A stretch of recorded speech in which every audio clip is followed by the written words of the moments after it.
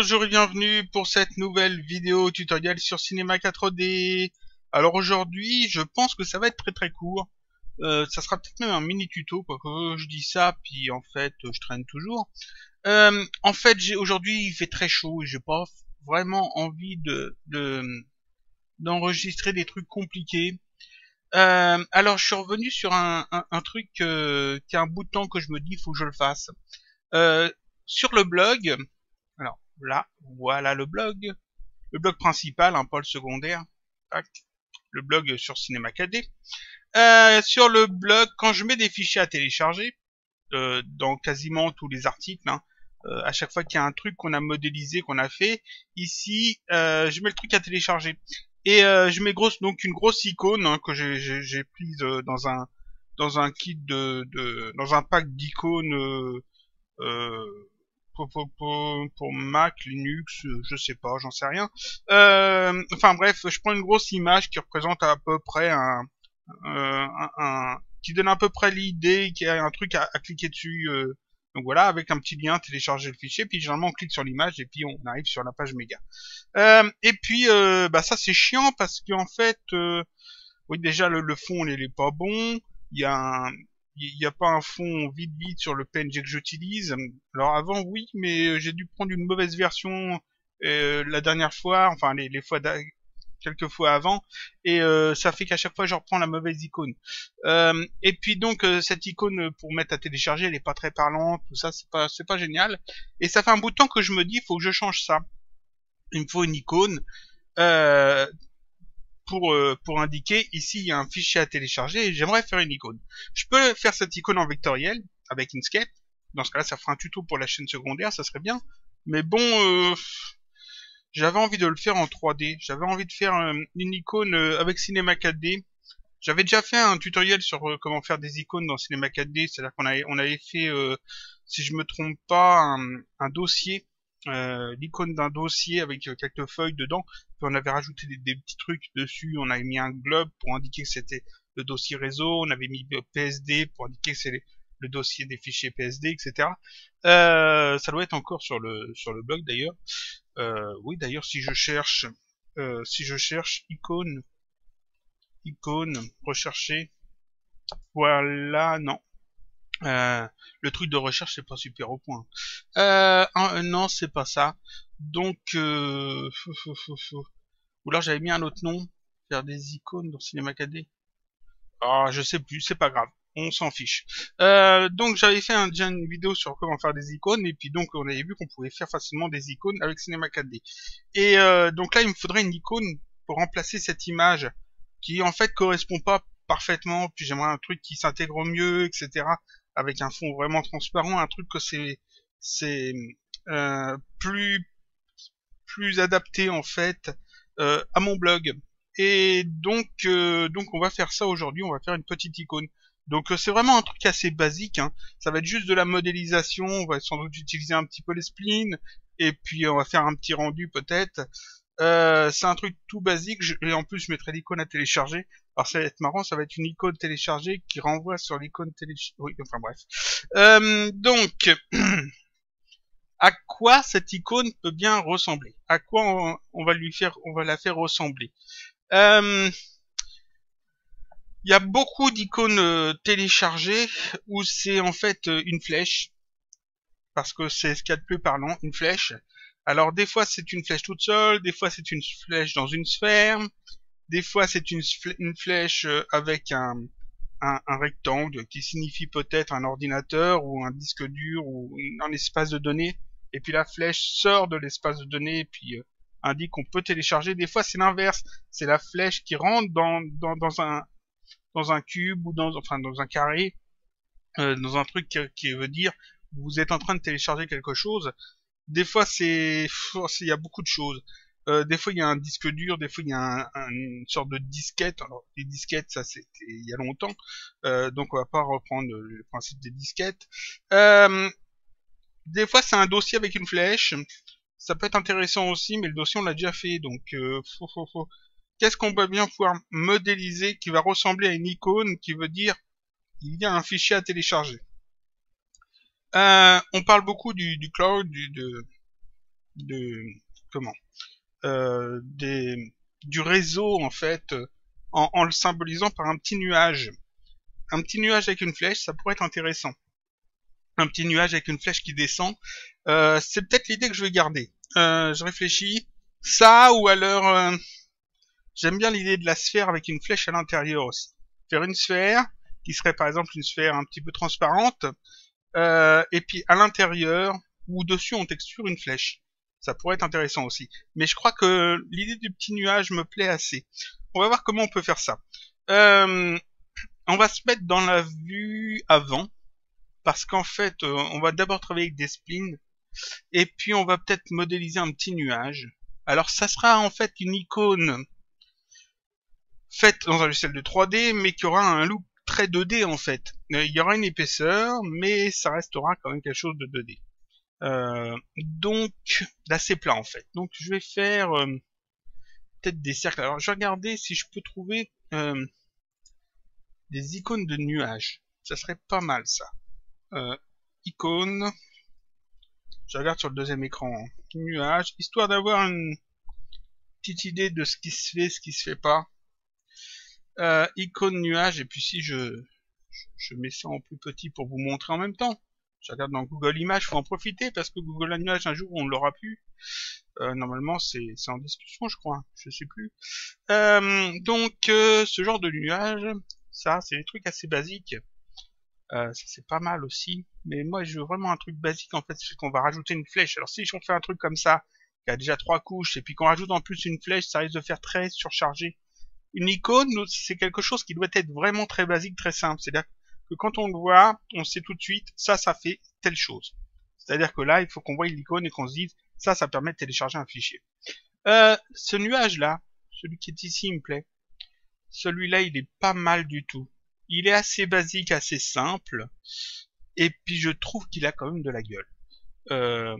Je vais ouvrir ça. Ensuite, celui-là, c'est à peu près le même, mais dans l'autre sens. Ouais, c'est le même dans l'autre sens. Alors, le principe, voilà, c'est ça à peu près ça. Faire un nuage, et puis à la place de l'éclair, la mettre une flèche qui rentrerait un petit peu dans le nuage et qui sort du nuage. Pour indiquer bien, on prend du réseau et on l'amène en fait sur le disque. Ah bah voilà, c'est à peu près ça, mais avec la flèche dans l'autre sens, ça serait pas mal. Et puis la flèche qui dépasse vers le bas, puis une flèche plus épaisse. Mais voilà l'idée, ah bah c'est à peu près ça. À peu près ça, la flèche dans l'autre sens. Mon idée est pas si mauvaise puisque d'autres l'ont fait aussi. Voilà, c'est ça. C'est ça, mais avec une flèche plus stylisée, plus épaisse. Ouais, c'est ce principe-là. On va faire ce genre de choses en 3D. Donc j'ai dit ce nuage là, celui-là il est bien. Il est chouette celui-là. Je peux avoir l'image seulement. Tac. Je vais voir que ça. Ça c'est pas mal. C'est-à-dire que c'est équilibré. Ici par exemple ça fait trop rond. Ça fait trop basique. Le petit bout là il semble vraiment rajouter. Celui-là il est pas mal, mais je veux vraiment le côté en bas droit. Ça c'est trop. C'est trop. C'est pour une icône, c'est un peu trop. C'est plus pour de la BD. Ça c'est non, c'est trop rond. Et celui-là, franchement, 1, 2, 3, 4 sphères et un rectangle. On peut pas faire plus simple. Donc on va faire ça. Alors là, j'ai déjà une sphère. Hop. Donc des nuages, je crois que j'en ai pas fait dans Inkscape. J'ai pas fait un tutoriel pour faire des nuages dans Inkscape ou j'en ai pas déjà fait un. Je sais pas. Je crois pas. Je crois pas. Ou alors je l'ai fait, mais pas en public. Je l'ai fait peut-être pour juste une personne dans une vidéo non partagée. Une vidéo privée. Donc on va faire un truc ici. Alors non, celui-là on va plutôt le mettre là. Ici on va mettre un autre cercle. Alors je duplique le cercle, on va lui mettre ici l'autre. Un peu plus petit. On va le mettre plus là. Plus petit, plus grand. 160. Ah, 160. Voilà, c'est génial. Un autre cercle. Tac. Qui sera encore plus petit. 100. 100, ça a l'air pas mal. Est-ce que je peux... Tac, oui, je vais les mettre directement au niveau du sol. Tac, c'est parfait. Et celui-là, donc, plus en hauteur. Parfait. Plus comme ça, puis ici, il m'en faut un autre. Celui-là, rapprocher un peu. Ici, il m'en faut un autre, donc on va reprendre celui-là, tac, on va déplacer là, puis il faut le faire plus grand. 140 140, ouais, c'est pas mal. Et puis donc, il va me falloir aussi un rectangle. Moins haut, le rectangle. Un peu plus que ça quand même. 160. Si je mets au niveau du sol, tac. Plus 200. Tac, au niveau du sol. Ah, le rectangle au niveau du sol. Génial. Plus... Non, un peu moins haut. Alors, il faut en fait que ça arrive à peu près ici. Donc, on va dire 180. Ah, 180. J'y arrivé. 180. Au niveau du sol, ouais, c'est à peu près bien. Et puis, un petit peu plus large. 420, non, bah, beaucoup plus. 500. 500, plus encore. Plus encore. 540. 550. 580. 580, ça a l'air bien. Je vérifie ici. Ici, c'est pas bon. Il faut que ça soit un peu plus haut. On va y arriver. 200. Au niveau du sol. Voilà. Ah oui, mais là, ça dépasse maintenant. Ah, on a du mal. Hein. 180. Et puis, je remets ça bien. Et puis, on va déplacer ça à la place. Hop. Voilà, c'est bien. Parfait. Donc ici, on a une forme plutôt sympa. Tout ça, on va tout mettre ensemble, en fait. C'est-à-dire que je vais aller chercher... c'est pas là-dedans, c'est là-dedans. Tac. Ici, masque spline. Tac. J'ajoute un masque spline et puis on va... Le masque spline va me permettre de grouper tous ces éléments-là. Alors, j'en ai besoin de plusieurs, je pense. Histoire de faire ça proprement. Je réfléchis. Ou alors... Non, on va faire ça par étapes. Comme ça, on va réutiliser un peu le masque spline, ça faisait longtemps. Voilà, ici, j'ai un premier masque spline, je vais en faire un autre. Tac. Dedans, on va mettre celui-là, puis on va rajouter ça. Tac. On refait un masque spline, on peut en faire autant qu'on veut, de toute façon, c'est pas gênant. Je mets ça, puis je rajoute ça. Tac, je mets tout en fait en hiérarchie. C'est vachement pratique, le masque spline pour ça. On met ça, et puis on met ça dedans. Tac. Waouh, on a un superbe nuage. Il est pas mal notre nuage. Il est pas mal du tout. Je zoome un peu là-dessus. Ici, c'est pas bon. Oh, regardez-moi ça. Oh, comme c'est moche. Oh, c'est horrible. On va modifier ça. Tac. Ça doit être un peu plus large. Alors, soit je le déplace. Est-ce que c'est bien de l'autre côté? Je sais pas. On va faire plus large. On va le faire de 600. Ah. 600. Là. Faut leur déplacer un peu parce que sinon ça marche pas. Voilà, parfait. Et là, c'est l'air génial. Ça a l'air génial partout. J'aime quand c'est génial. Ouais, c'est super. On va zoomer, zoomer, zoomer, zoomer. Ouais, ça a l'air bien. Ça a l'air bien. Ça a l'air bien, on va le garder comme ça. On va le garder comme ça. On va pas garder cette hiérarchie-là qui est pas belle. Hein. On va sélectionner le premier... Alors, je vais d'abord sélectionner tous ces trucs-là. Et les rendre éditables, c'est-à-dire toutes mes splines paramétriques. Tac. J'ai rendu éditable avec cette icône. On en appuie sur la touche C, hein, c'est pareil. Le premier masque spline que je sélectionne, j'appuie sur C. Tac. Ça me fait un objet, en fait, que je peux sortir de la hiérarchie. Et normalement, si je cache ces deux trucs-là, voilà, j'ai la forme. Donc là, je peux virer ça. Alors, ce que je vais faire, c'est que je sens la connerie arriver. Donc, je reviens en arrière. Parce que, en plus, il fait chaud aujourd'hui. Comme j'ai dit que j'enregistre et qu'il fait chaud et j'ai pas envie de recommencer 15 fois. Je vais en faire un double de ça. Et puis le double, je vais le cacher complètement. Comme ça, j'ai un double de secours. Ça, c'est au cas où. Au cas où je foire. Voilà, on sait jamais. Donc ici, le premier masque spline, j'appuie sur la touche C, tac. Ça le transforme en fait en spline, le masque spline. Donc là, les deux éléments, là, je peux les virer. Le deuxième masque spline, j'appuie sur C, tac. Pour le faire comme ça, petit à petit, c'est mieux. pour éviter les erreurs. Touche C, encore une fois, je vire les deux du dessous. Et là, touche C, tac, et je vire les deux du dessous. Tac. Et là, donc, j'ai un masque spline qui correspond à ma forme. C'est super. Je peux déjà mettre ça en 3D. Une extrusion nerves, et puis je mets ça dedans. Alors, on va faire ça. Tac. Et puis là, normalement, ouais, super, j'ai déjà un petit nuage en 3D. Plus épais quand même. Il faut que ce soit plus épais. 60. 60, c'est un minimum. Et puis, il faudrait peut-être... pas tout de suite les couvercles. Parce qu'on va faire d'autres choses. Maintenant, il me faut une flèche. Il faut une flèche qui pointe vers le bas. Alors si je reprends un petit peu mon truc, hop là, on va partir sur cette idée-là, mais je veux pas une flèche comme ça, moi. Ça, c'est pas joli comme flèche. C'est le concept, hein, c'est le même principe, mais je veux vraiment une flèche. Alors, hop, je vais vous montrer ça. Si je suis pas trop bête, je devrais y arriver. On va faire ça, et puis on va déplacer l'onglet, ça doit marcher. Tac, ouais, c'est super. Voilà, alors une flèche plus comme ça, voilà. Une grosse flèche comme ça serait pas mal. Une flèche courbée, non, parce qu'en fait je la sors vraiment du nuage, et puis elle va vers le bas et sort du nuage. Donc c'est vraiment une flèche en 3D, pas une de côté comme ça, vraiment une de face.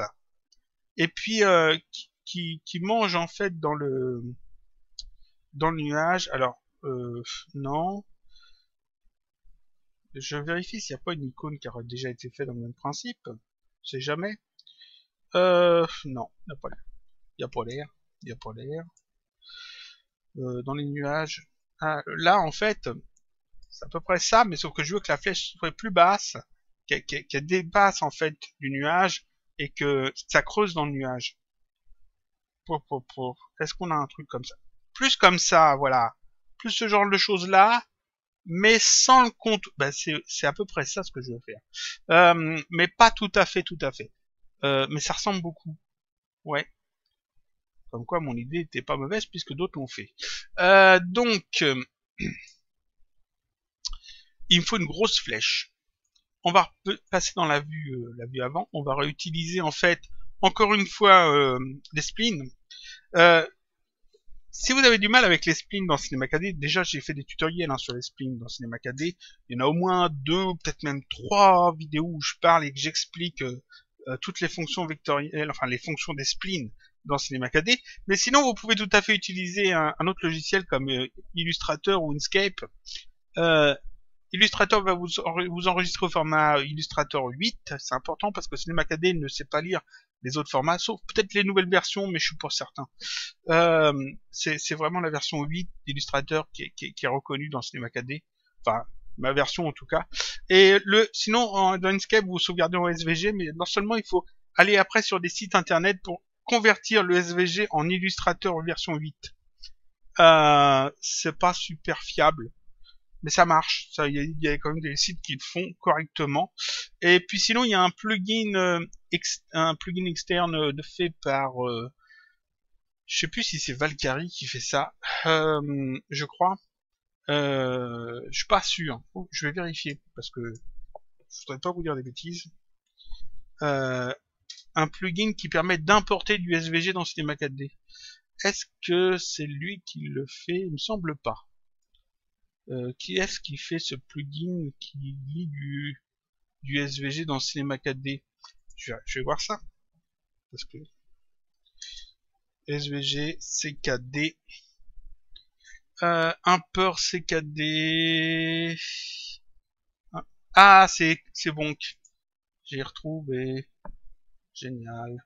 Il faut que je vous montre ça. Tac. Donc je remets mon petit navigateur là. Je déplace. Tac, l'onglet. Voilà, Import SVG. À partir de la version 13. Et c'est payant. Et c'est pas encore complet. Tiens, encore une fois cette petite icône, donc elle est vraiment parlante. Du SVG, donc le SVG d'Inkscape par exemple, directement dans Cinema 4D. C'est super pratique. faudrait peut-être que je le prenne un jour, ce truc-là, mais jusqu'ici, je l'ai pas fait parce qu'en fait, il y a des choses qui sont pas prises en compte. Voilà, c'est ça. Ça prend pas en compte ce genre de choses. Et là-dedans, il y a des choses que moi, j'aimerais que ça prenne en compte. Ça dépend. Et puis, je me débrouille assez bien, en fait, avec les convertisseurs en ligne. Mais voilà, ça existe, ce genre de plugin. Donc si vous avez du mal avec les splines et que vous n'avez pas de mal avec Inkscape ou avec Illustrator, sachez que vous avez toujours la possibilité de le faire dans un autre logiciel, votre tracé, et de l'importer après dans Cinema 4D. Moi je préfère faire ça directement dans Cinema 4D. Donc notre flèche. Alors la flèche, un rectangle. Alors on va la faire large comment? 200. Ça donne quoi 200? 200 ça me semble pas mal. Ça fera un truc comme ça. Ici, plus petit, 300. Ouais. Et puis là, la flèche, en fait. Ben, donc, réfléchissons. Comment on va faire cette flèche? J'ai un rectangle. C'est super. Je vais faire une coupe, deux coupes, comme ça. Une comme ça, une comme ça. Et puis une coupe comme ça. Je claque. Et ensuite, en retirant 2 points... Non, j'ai même pas besoin de retirer les points. Ensuite, j'ai une flèche. On va voir ça tout de suite. Je rends ça éditable de rectangle. Tac, je rends éditable avec touche C ou cette icône, hein, toujours pareil. Je vais prendre l'outil couteau, donc c'est la touche K. Je vais sélectionner mode point, parce qu'on va travailler sur des points. Ligne, c'est très bien. Je vais me mettre à peu près là. Je clique, je me déplace comme ça et j'appuie sur la touche majuscule. Voilà. Majuscule, ce qui me permet, vous voyez, de tac, de démonter en fait, soit à 45 degrés, soit directement bien droit. Et donc je vais faire une coupe comme ça. Tac. Je me mets un peu dessous. Et je recommence. Comme ça. Non, j'ai pas besoin. Non, la deuxième coupe, je vais la faire comme ça. Sur la hauteur. Donc, il faut que je me mette à peu près au milieu.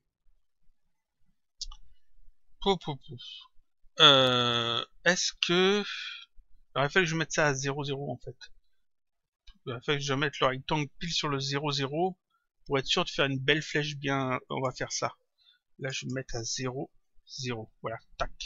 Et comme ça, maintenant, je vais repasser en mode comme ça. Et comme ça, il est bien au centre et puis je peux me servir en fait de l'axe des Y pour couper. Donc, je touche K, toujours en mode ligne. Je mets bien dessus ici sur l'axe ici, l'axe en vert. Alors, j'ai pas besoin de faire une coupe là. Je commence ici en fait. Donc, on va se mettre en bas. On va se mettre là. On se met là bien sur l'axe vert. On appuie, on se déplace. J'appuie sur la touche majuscule, je relâche et voilà, j'ai un point qui est bien mis là où il faut. Alors pas tout à fait, donc je vais le sélectionner ici, je vais le mettre à 0. Tac. Comme ça, je sais qu'il est bien où il faut. Maintenant, je vais sélectionner ces deux points-là, celui-là et celui-là, et je vais les écarter un petit peu. Alors, je prends l'outil de mise à l'échelle et puis, hop, on écarte comme ça. On va dire de... Avec la touche majuscule, je peux faire en sorte que ça tombe juste. Un truc comme ça. Et puis ensuite, je vais les déplacer au même niveau que ces deux points-là. Alors, je vais sur Y. Donc, sélection. Ce point-là, en Y, il est à moins 63,409. Je vais copier ça, CTRL-C. Ensuite, je prends ce point-là, et là, je mets la même chose, CTRL-V. Je fais entrer. Et ce point-là, je vais aussi faire pareil. Je le sélectionne là, et CTRL-V, et je fais entrer. Voilà, donc là, j'ai une flèche. Le point qui est ici, on va juste le déplacer un peu plus vers le bas, pour avoir une flèche qui est un peu plus parlante. Voilà, là on a une belle flèche. Le nuage, on va le replacer correctement. Je vais le déplacer un peu comme ça. Ouais. Et je vais remettre l'axe. Alors l'axe, comme il s'est déplacé maintenant, vu que j'ai déplacé le nuage, on met ça comme ça. C'est pas mal. Je sélectionne donc mon nuage, c'est ça, c'est une masque spline. Je prends ici le mode axe, et puis l'axe, et ben ici en X, je mets 0. Comme ça remet le axe à 0. Et je sors du mode axe. Comme ça, j'ai mon nuage qui est bien placé, j'ai la flèche qui est bien placée. Ça me donne ça. Je peux aussi rajouter, pareil, une extrusion NURBS pour la flèche. Donc, Alors, c'est pas là-dedans, c'est là-dedans. Extrusion Nerves. Et je mets la flèche dedans. Paf. La même chose ici, j'avais mis combien? J'avais mis 60. Là, on met 60. Voilà, donc j'ai une belle flèche qui sort d'un nuage. Ouais, mais le problème, c'est que là, ça le fait, mais non, il faut quand même un petit écart entre la flèche et le nuage. Ici, je voudrais un vide autour de la flèche. Je vais prendre ce rectangle qui correspond à la flèche, je vais le dupliquer, hein, histoire de pas faire de bêtises. On va cacher le reste, enfin on va cacher le reste, on va mettre ça comme ça. Le rectangle, je peux sélectionner ce rectangle flèche, et puis on va en fait s'arranger pour qu'il soit un peu plus large. Donc, comment je peux faire? Clic droit. Non, il faut que je me mette en mode point quand même. Clic droit. Non. Ah, là, on va faire ça. Clic droit sur la spline. Tac. Alors, qu'est-ce que j'ai tout ça. Ici, on a créé un contour. Ça peut le faire. Ça peut le faire. On peut créer un contour. Ça permettrait, en fait, d'avoir de l'épaisseur.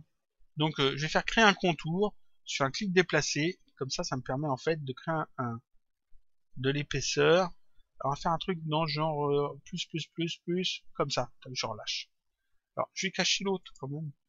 Le problème, c'est que là, ça me fait deux splines. C'est-à-dire que j'ai une spline à l'intérieur, une spline à l'extérieur. Mais en fait, c'est pas si mauvais que ça. Parce que je peux les retirer, je peux en retirer une. Celle qui est à l'intérieur, par exemple, je peux aller la sélectionner ses points. Comme ça. Tac. Et puis faire supprime. Voilà. Et puis maintenant, j'ai donc mon nuage et cette grande flèche qui aurait pu avoir une autre forme qu'une flèche, ça aurait pu faire juste un rectangle en fait.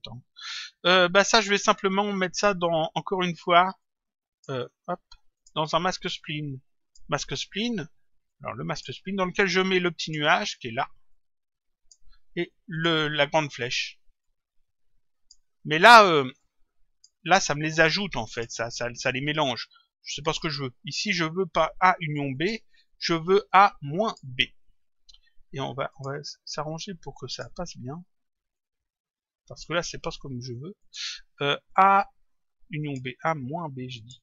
Voilà, A moins B. Et puis ça, je vais la remettre dans l'extrusion nerves. Et je vais réafficher mon autre flèche. Voilà. Ça donne ça. Tac.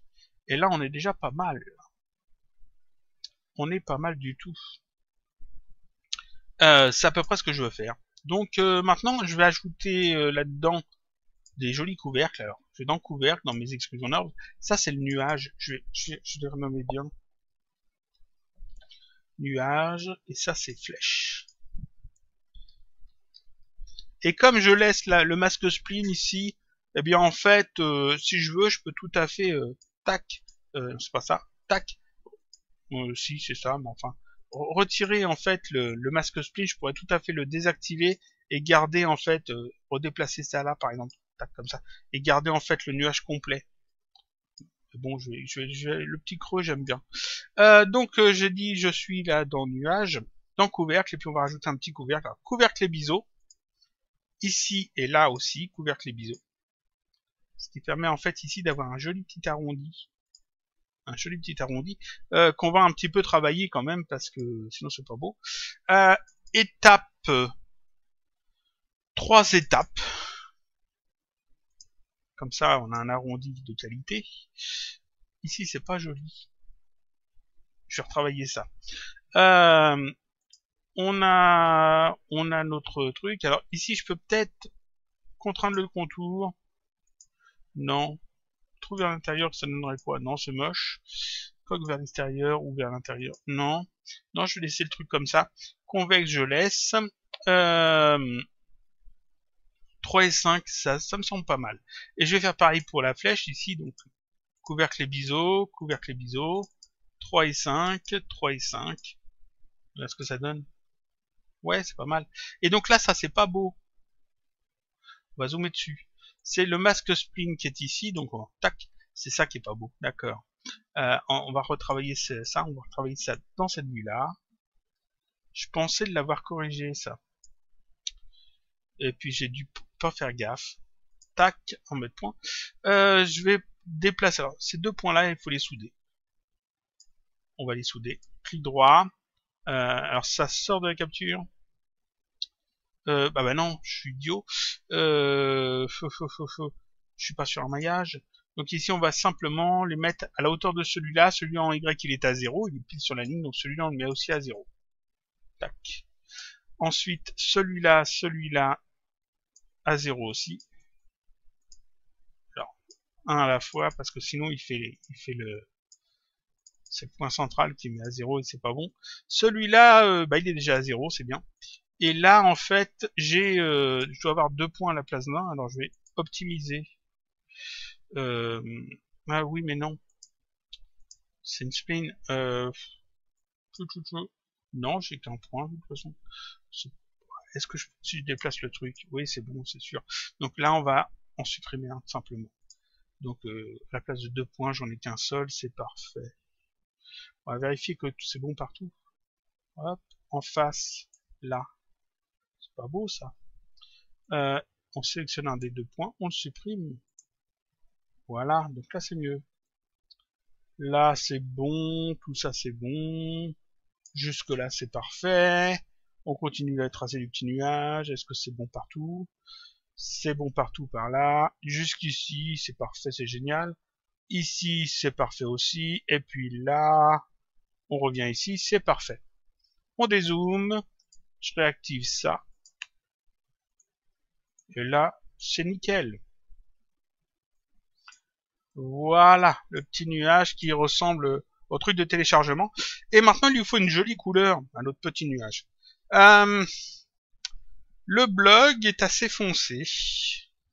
Alors, le blog, j'essaye de... Tac. Je vais aller ici. Je ferme les onglets que j'ai plus besoin. Afficher le blog. J'avais fermé tout à l'heure. Voilà le blog. Le fond est assez foncé. Il va me falloir un fond transparent, mais il faut quand même que ça aille bien. J'ai mis du orange et la deuxième couleur que je mets, c'est du bleu. Donc orange et bleu. Faire une flèche orange ou faire une flèche bleue. Et le nuage en blanc, sans doute, parce qu'il y a aussi du blanc. Je pense que c'est ce qui collerait le mieux. Donc, texture pour le nuage. Une texture pour la flèche.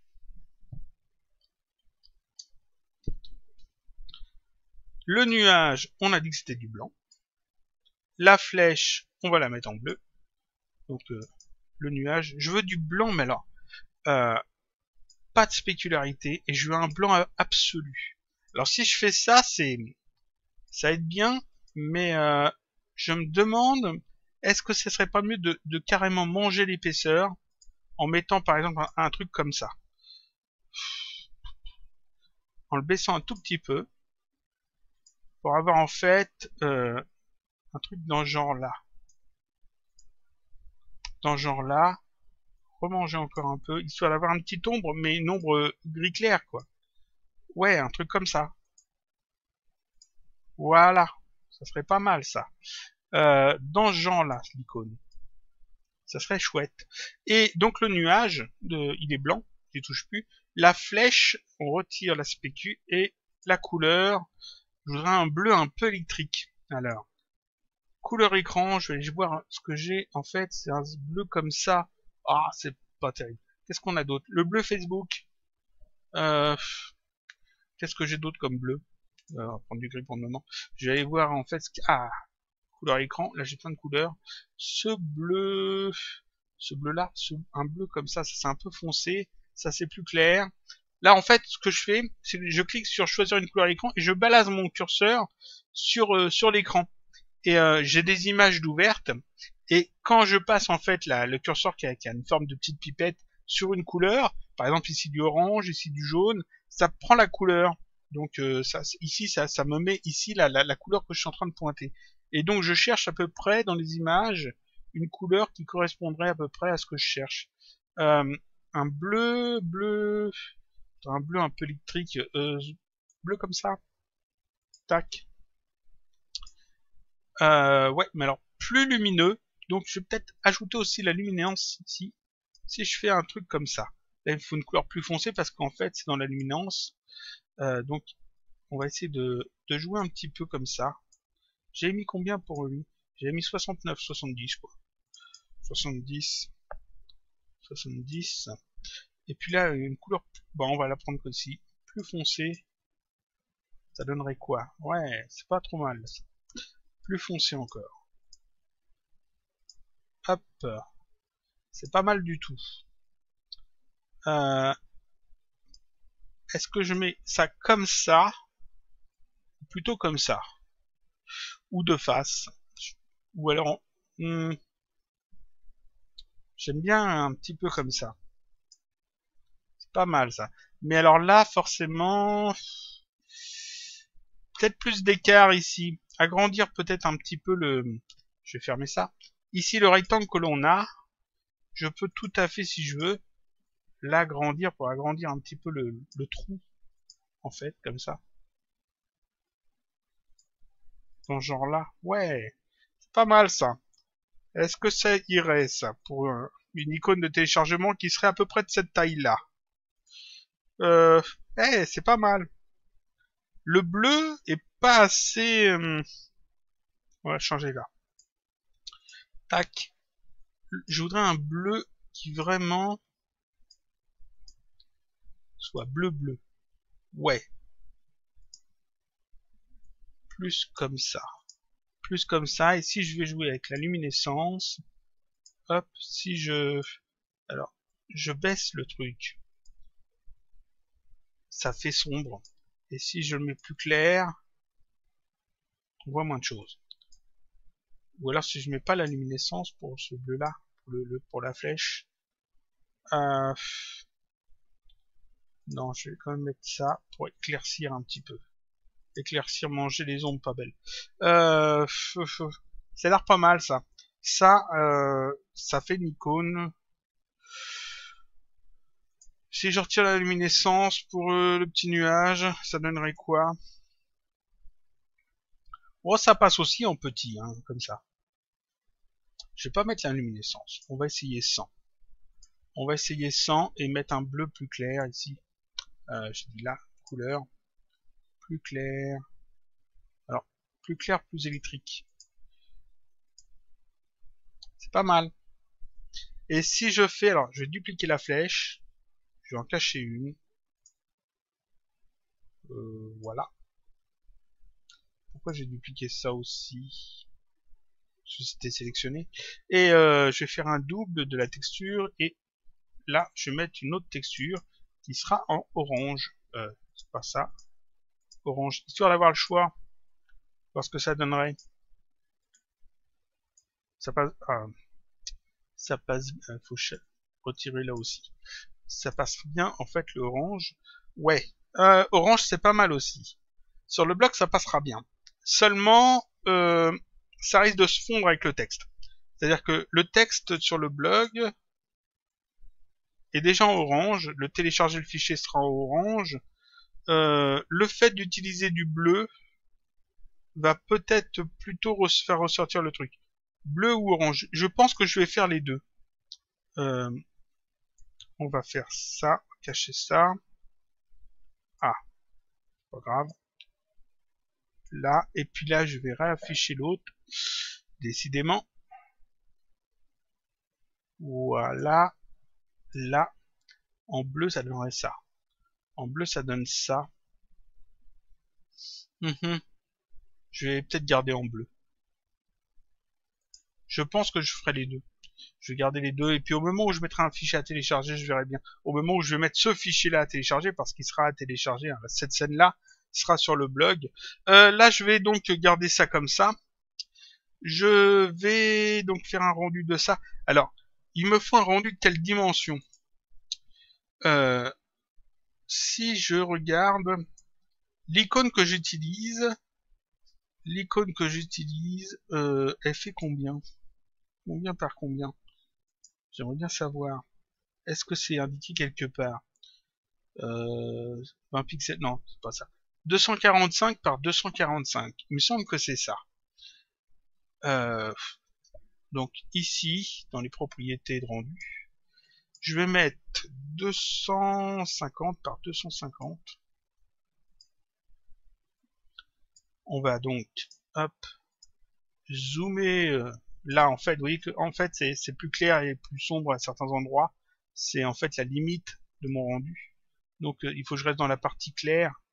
Si je déborde sur la partie sombre, ça veut dire que c'est hors image. Voilà, à peu près un truc comme ça. Tac. Et ça serait petit 250 par 250. 250, ça me semble un peu gros. Un peu grand. 245, c'était alors 240. Si je mets 240 par 240, je ferai un rendu de 240 par 240. Je pense que c'est bon. Et donc, là, c'est en plus grand hein, que le rendu final. Si je fais mon rendu d'ailleurs, alors non, c'est pas ça. Il faut quand même que je mette le bon format. Ici, alors pas toutes les images, seulement l'image courante.